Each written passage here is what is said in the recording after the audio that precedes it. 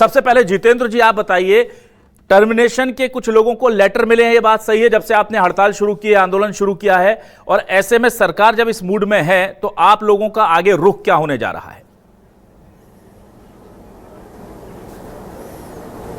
सबसे पहले तो सभी दर्शक को मेरा नमस्कार। आप सभी लोगों ने देखा होगा कि कई जिलों के अधिकारियों के द्वारा संविदा कर्मचारियों को अपनी जायज मांगने पर भी उनको नोटिस थमाए गए। तो पहली बात तो सरकार को जो अधिकारी काफी लंबे समय से बैठे हुए हैं तो उनको ये पूछना चाहिए, उनको नोटिस देना चाहिए कि 3 साल होने के बावजूद भी हेल्थ इंश्योरेंस और एनपीएस जैसा लाभ क्यों नहीं दिया। 23 जुलाई 2023 को एक सामान्य प्रशासन की एक नीति आती है, उसमें स्पष्ट जिक्र लिखा हुआ है कि संविदा कर्मचारियों को एनपीएस का लाभ देना चाहिए, संविदा कर्मचारियों को हेल्थ इंश्योरेंस का लाभ देना चाहिए। निश्चित ही संविदा कर्मचारी स्वास्थ्य विभाग के हेल्थ इंश्योरेंस के लिए सभी लोगों के आयुष्मान कार्ड बनाते हैं, परंतु उनका परिवार का कोई बीमार हो जाता है तो खुद के लिए आयुष्मान कार्ड की भी सुविधा नहीं है, कोई हेल्थ बीमा नहीं है।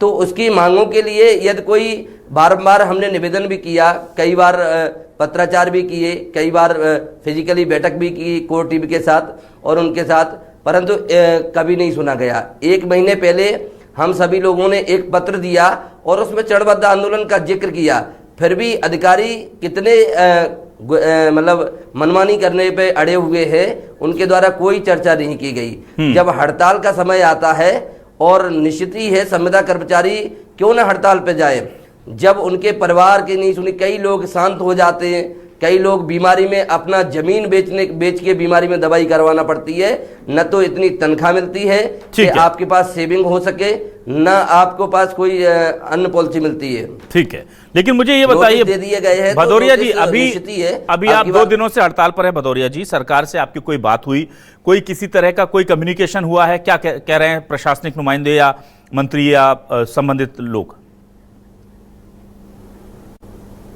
निश्चित ही है संविदा कर्मचारी ने हड़ताल का रुख किया है, और हम जानते हैं कि किसी भी स्तर पे हड़ताल हो चाहे कुछ भी हो, संवाद के रास्ते खुले रहते हैं, परंतु अभी सरकार के द्वारा कोई पहल नहीं की गई, न संवाद के लिए, ठीक है, और न संवाद के लिए न चर्चा के लिए। हम बिल्कुल तैयार हैं, हमारी मांगों के प्रति संवाद करना चाहिए। ठीक है, चलिए मैं इस पूरे मामले पर बातचीत करने के लिए अमित तावड़े जी आपके पास आता हूं। अमित जी देखिए, बड़ा मैटर है।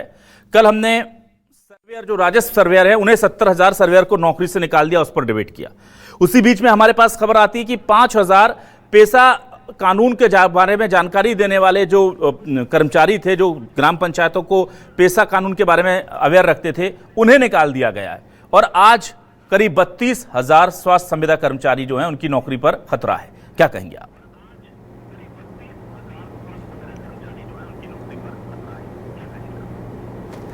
देखिए अभिलाष जी, सबसे पहले तो मैं न्यूज़ 24 को, आपको और आपकी पूरी टीम को बहुत धन्यवाद दूंगा, जो हमेशा कर्मचारियों के मुद्दों को प्रमुखता से उठाते हैं। दूसरी बात यह है कि अभी भदौरिया जी ने जो बात करी है उसको फिर से दोहराने की आवश्यकता नहीं है, समय चूंकि कम है।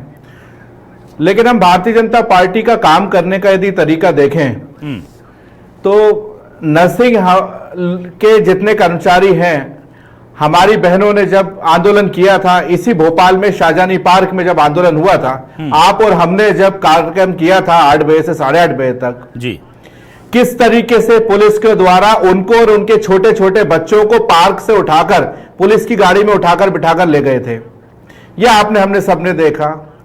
यदि किसान कोई आंदोलन करते हैं तो उनको जेलों में भर दिया जाता है, हमारे छात्र कोई आंदोलन करते हैं तो सरकार जो है उनको जेलों में भर देते हैं, बेरोजगार कोई आंदोलन करते हैं तो उनका पाकिस्तान से कनेक्शन निकाल दिया जाता है। तो ये सरकार जो हम कह रहे हैं कि ये आम विरोधी हो चुकी है ये सरकार। आप मुझे ये बताइए कि जो हर 15 दिन में हमारी जो मोहन यादव जी की सरकार है 5-5 हजार करोड़ का जो कर्जा ले रही है, वो आखिर कहां खर्च हो रहा है? जब आपका कर्मचारी वर्ग पूरी तरीके से, कोई भी कर्मचारी हो, कोई भी विभाग हो, संविदा हो, नियमित हो, सारे लोग आंदोलनों की राह पर हैं, तो वो पैसा आखिर कहां खर्च हो रहा है? यह आपको हमको सबको जानने का हक है।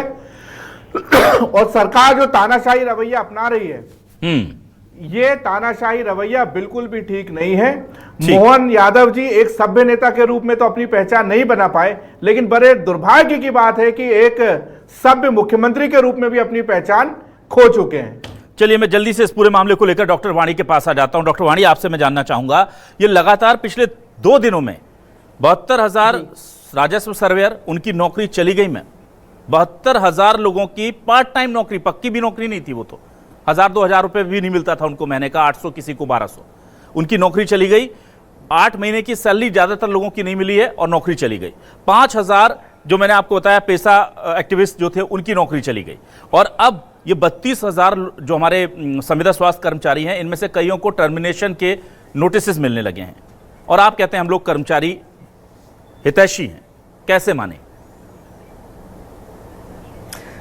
अभिलाष जी, मैं आपके श्रोताओं को और इस पूरे पैनल को नमस्कार करती हूँ, वरिष्ठ पत्रकार को भी प्रणाम करती हूँ, दिनेश जी को। देखिए, 2 चीज़ें बहुत स्पष्ट हैं। जो हमारे कर्मचारी के प्रतिनिधि हैं यहाँ भदौड़िया जी, वो एक अनुभवी नेता है और बहुत वर्षों से मुझे लगता है कर्मचारी संघ का नेतृत्व करते हुए उनके साथ काम कर रहे हैं। तो सबसे पहले तो वो, मुझे लगता है वो इस बात से बहुत भली भांति वाकिफ है कि भारतीय जनता पार्टी की सरकार, जो हमारा वरिष्ठ नेतृत्व है, संवेदनशील भी, और इनकी जो भी विसंगतियां होती हैं चर्चा द्वारा उनको एक कंसेंसस पर पहुंचने का काम करते हैं। और इनकी चिंता, इनके भविष्य की, इनके परिवारों की चिंता निश्चित रूप से, निष्पक्ष रूप से मोहन यादव जी के समक्ष होती है। पर मैं आश्चर्यचकित हूं कांग्रेसी प्रवक्ता के 2-3 बयान से। पहली बात तो संवेदनशील तरीके से ये मोहन यादव जी की लोकप्रियता या उनके व्यवहार के बारे में जो टिप्पणी कर रहे हैं, तो मुझे लगता है पहले अपना आचरण देखना चाहिए। दूसरी चीज, जो ये चिंता कर रहे हैं, तो मैं याद दिला दूं कमलनाथ का और उससे भी पहले दिग्विजय सिंह का वो कार्यकाल, जिसमें कर्मचारी खुद साक्षी हैं, वो बताएंगे कितने बदहाल थे। जो परिवहन व्यवस्था थी, जो ट्रांसपोर्ट व्यवस्था थी, उसका शोषण किस प्रकार किया गया, उन कर्मचारियों को कैसे उनके भविष्य को रौंदा गया। तीसरी चीज, अमित जी को मुझे लगता है थोड़ी संवेदनाएं होनी चाहिए। जो कांग्रेस शासित प्रदेश है हिमाचल, आपने अपने कर्मचारियों के बारे में क्या चिंता की है? उनके भविष्य के बारे में आपने क्या सोचा है? नए पद आप वहां निकाल नहीं पा रहे, जो पेंशनर्स हैं उनको आप पेंशन दे नहीं पा रहे। आपका फाइनेंशियल मैनेजमेंट, डॉक्टर वाणी आलूवालिया जी, अब आप दूसरे राज्यों पर जा रही तो आपको बता दूं, ओपीएस लागू है वहां पर। ओपीएस मेरा कारण है ना मेरा कारण ऐसा थोड़ी आप सेलेक्टिव चीजें बताएंगे। अभिलाष जी, एक minute please, let me finish what I want to say. नहीं, I want to say something जी। देखिए, ऐसा नहीं है कि कांग्रेस के प्रवक्ता केवल अपनी भ्रम, झूठ और भ्रांति फैलाने के लिए कुछ हथियारों का उपयोग करें। वो जानते हैं किसानों के लिए भ्रम फैलाया, झूठ निकला। हम सबसे ज्यादा गेहूं खरीद चुके हैं इस प्रदेश में। जित्तू पटवारी जी एक ऐसे इनके नेतृत्व में, मुझे लगता है डाउन द लाइन सभी को झूठ बोलना सिखा देते हैं, क्योंकि ये आकर एक गलत नैरेटिव बुनने का कोशिश करते हैं। पर मैं एक बार पुनः आपके माध्यम से, आपके चैनल के माध्यम से आपके श्रोताओं को आश्वस्त करती हूं कि चाहे वो संविदा कर्मचारी, हेल्थ सेक्टर के हो या किसी भी दूसरे विभाग के, भारतीय जनता पार्टी डॉक्टर मोहन यादव के नेतृत्व में हर एक व्यक्ति, हर एक कर्मचारी की स्वस्थ चिंता करती है। ठीक है, आप चिंता करते हैं। 72,000 लोगों की नौकरी कल गई, 5,000 की परसों गई, 32,000 में से कुछ को नोटिस आज मिल गए हैं।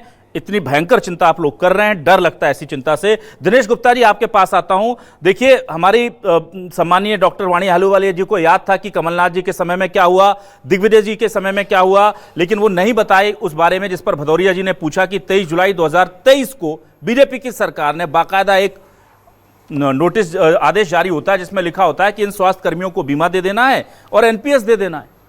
इन्हें सब याद है पुराना, पर जो कर्मचारियों के हित में होना है, जो इन्होंने ही बोला है, कांग्रेस का उसमें कोई लेना देना नहीं है, इन्हीं ने बोला है, वो याद नहीं रहता। और अगर कोई मांगने बैठ जाए इनसे, इनकी जो लिखित जवाबदारी या जिम्मेदारी है उस पर बातचीत करे, तो उन्हें टर्मिनेशन के लेटर दिए जा रहे हैं। मुझे दुख इसलिए हो रहा है कि मध्य प्रदेश में पिछले 3-4 दिनों में करीब 80-90 हजार लोगों की जॉब 80,000 लोगों की करीब करीब जॉब जा चुकी है। ये बहुत खतरनाक आंकड़ा है सर।